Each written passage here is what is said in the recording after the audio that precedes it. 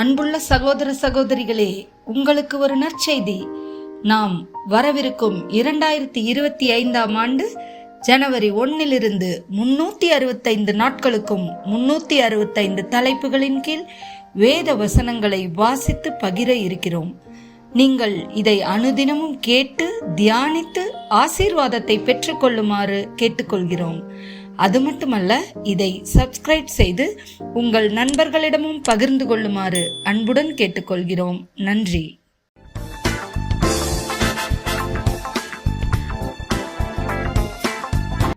இன்று நாள் 68. தலைப்பு தேற்றுதல். ஆதியாகமம் 21:17. தேவன் பிள்ளையின் சத்தத்தை கேட்டார். தேவதூதன் வானத்திலிருந்து ஆகாரை கூப்பிட்டு, ஆகாரே, உனக்கு என்ன சம்பவித்தது? பயப்படாதே, பிள்ளை இருக்கும் இடத்திலே தேவன் அவன் சத்தத்தை கேட்டார்.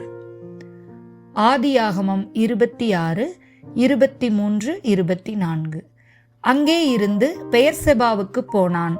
அன்று ராத்திரியிலே கர்த்தர் அவனுக்கு தரிசனமாகி, நான் உன் தகப்பனாகிய ஆபிரகாமுடைய தேவன், பயப்படாதே, நான் உன்னோடே கூட இருந்து என் ஊழியக்காரனாகிய ஆபிரகாமின் நிமித்தம் உன்னை ஆசீர்வதித்து உன் சந்ததியை பெருகப் பண்ணுவேன் என்றார்.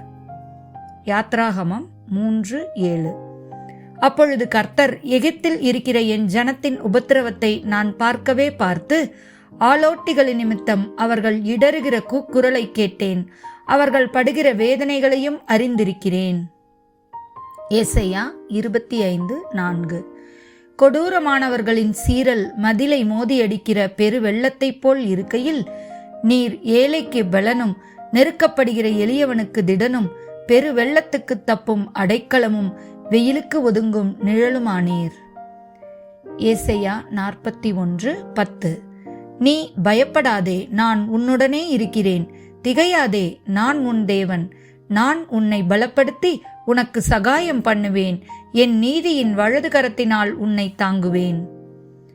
ஏசாயா 43:2. நீ தண்ணீர்களை கடக்கும் போதும் நான் உன்னோடு இருப்பேன், நீ ஆறுகளை கடக்கும் போது அவைகள் உன்மேல் புரளுவதில்லை, நீ அக்னியில் நடக்கும்போது வேகாதிருப்பாய், அக்னி ஜுவாலை உன் பேரில் பற்றாது. மத்தேயு 11:28.